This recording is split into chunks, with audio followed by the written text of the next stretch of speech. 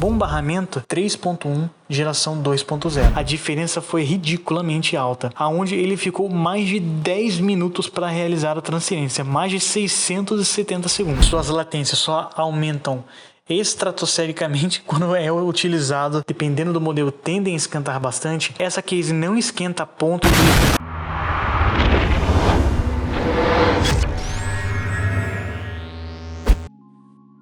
Uma mensagem de nosso patrocinador. Vamos aproveitar agora essa incrível ferramenta que nos possibilita buscar cupons de desconto para inúmeras lojas e sites, que além de fornecerem excelentes cupons de desconto com um banco de dados imensos, contendo diversos descontos para diversas categorias de produtos, eles ainda fornecem cashback em vários sites e lojas. Então baixem agora a extensão para o seu navegador, app ou seu telefone e testem gratuitamente o site da Cuponomia. E agora, caso vocês façam um registro utilizando o meu código que estarei deixando na descrição, vocês já começam com R$5 em sua carteira. E é só você juntar, realizando diversas compras com o passar do tempo, R$20 ou mais e vocês já podem fazer o resgate. Então venha também aproveitar as suas compras tendo preços ainda menores com os cupons de descontos e ainda tendo um retorno do dinheiro que vocês estiverem gastando. Então venham agora se juntar também à Cuponomia. Links na descrição.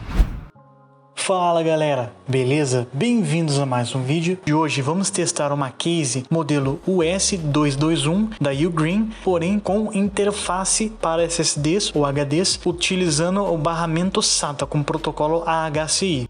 Anteriormente, testamos aquele case para SSDs externo, que é o modelo CM559, cujo link está aparecendo agora aqui no card, que era um adaptador para SSDs do tipo M.2 que faz a transformação do M.2 para sinal USB para usar como SSD externo.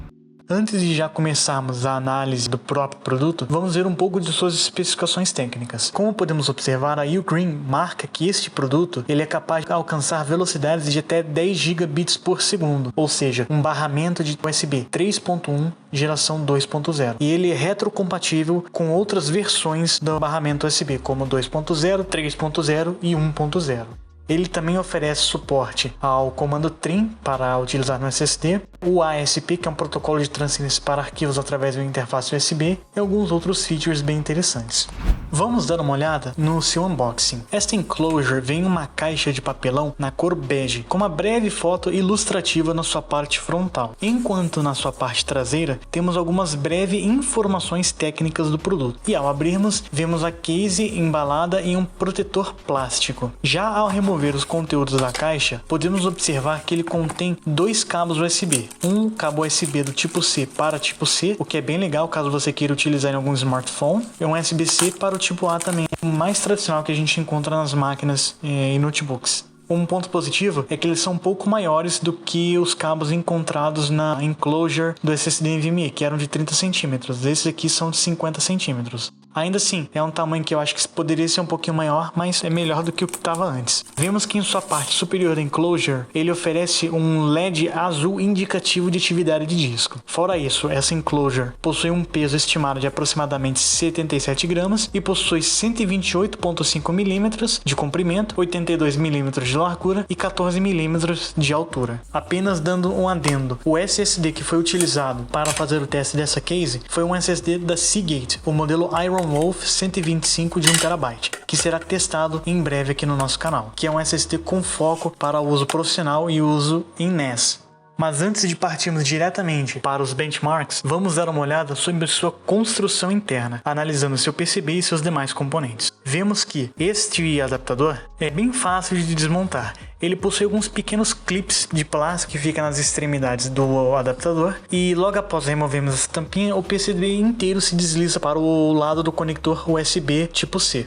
Dando uma breve olhada no PCB do SSD, vemos primeiramente o Bridge Chip, que é o chip que faz a tradução do sinal NVMe ou PCI ou AHCI SATA para USB ou Thunderbolt, que nesse caso seria do protocolo AHCI para USB. E essa enclosure acaba utilizando um chip da ASMedia, o modelo ASM235CM, que realiza, como eu havia mencionado, a tradução do sinal SATA com protocolo AHCI, que seria o downstream, para a interface USB, que seria o upstream. Esse modelo em particular oferece suporte a até 10 gigabits por segundo, e ele possui uma arquitetura MPIS, que seria MIPS, de 32 bits, junto de um núcleo de processamento de 8 bits, e possui também memória RAM integrada dentro deste encapsulamento. Ao lado desse bridge chip, podemos encontrar um CI marcado como P25D40H, que deve ser o responsável por armazenar o firmware deste bridge chip, que é um CI da Puya Semiconductor, que possui 4 megabits de densidade. Apenas deixando claro que caso vocês queiram realizar a compra dessa enclosure, já que se trata de um produto muito barato, nos links da descrição eu estarei deixando tanto da loja oficial da Ugreen, como outros modelos de enclosure que testamos e, obviamente, dessa enclosure que estamos testando agora.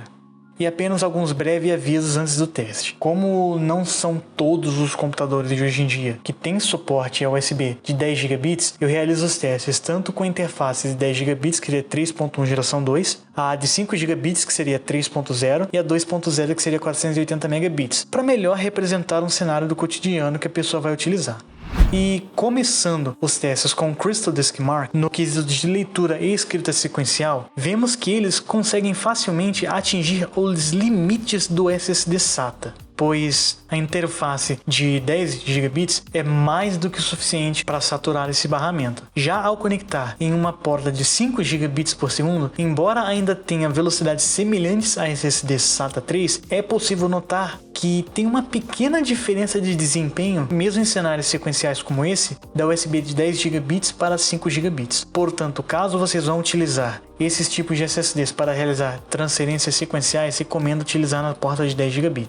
E para a porta de 480 megabits por segundo, que seria 2.0, não tem nem o que falar, é uma porcaria. No quesito de latências, tanto em sua leitura quanto escrita, não tiveram resultados ruins e foram bem próximas quando conectados na 10 GB e de 5 GB. Isso devido ao barramento desse SSD ficar bem abaixo do limite que essa enclosure suporta, que seria 10 GB ou quase 1000 MB por segundo. Novamente, suas latências só aumentam estratosfericamente quando é utilizado a porta de USB 2.0, que tem uma largura de banda muito inferior.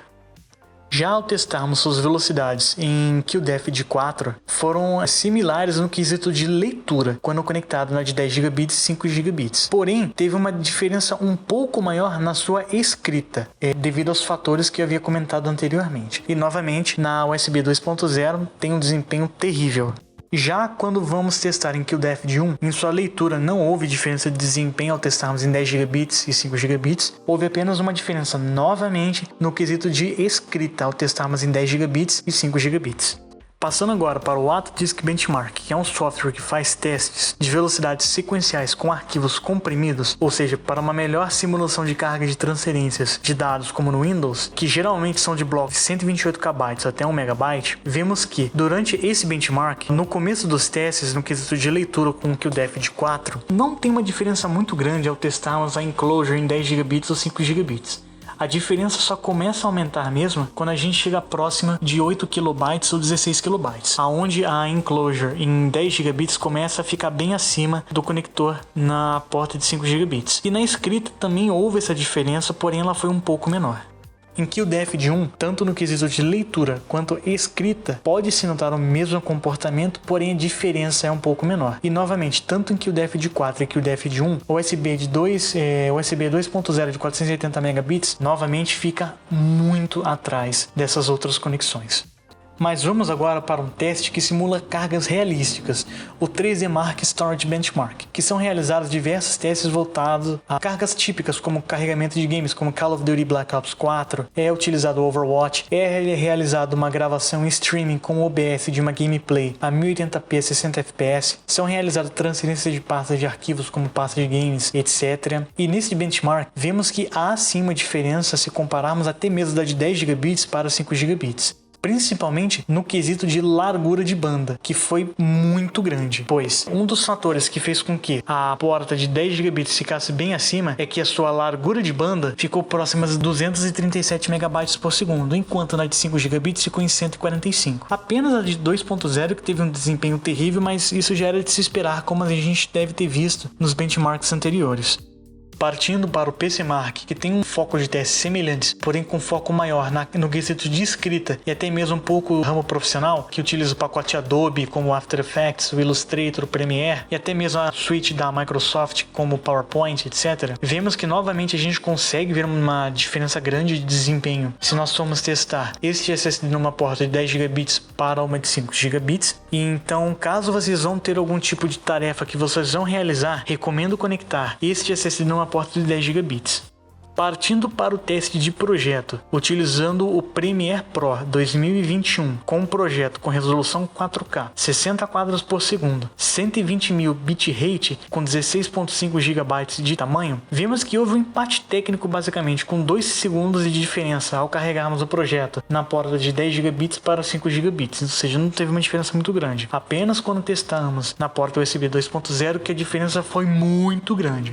Tá, mas e num cenário realístico, que seria o carregamento de games? Porque sim, a gente pode colocar games no SSD externo e jogar mesmo. Utilizando esse Final Fantasy XIV, realizando a medição do tempo de carregamento da cena de transferências, vemos que não houve diferença grande de 10 GB para 5 GB, pois ambos ficaram com 0,1 segundos de diferença. Não é uma diferença que seja notável. Apenas quando conectamos o SSD na porta de 480 megabits por segundo, que seria de 2.0, que o tempo foi basicamente 3 vezes maior. De 11 segundos foi para 37, o que nesse caso é totalmente possível notar uma diferença e pode acabar mesmo te atrapalhando durante uma gameplay. Sem falar que pode acabar gerando stutterings em games mais pesados como o próprio GTA V. E obviamente não pode se faltar os testes de cópia de arquivo, já que se trata de um SSD externo, que a gente mais faz neles são transferências de arquivo. Começando utilizando uma pasta do MyISO do Windows 10 de 6.20 GB de uma RAM disk para o SSD. Utilizando a porta de 10 GB, vemos que ele realizou a transferência em 8 segundos. Ao utilizarmos este mesmo SSD na porta de 5 GB,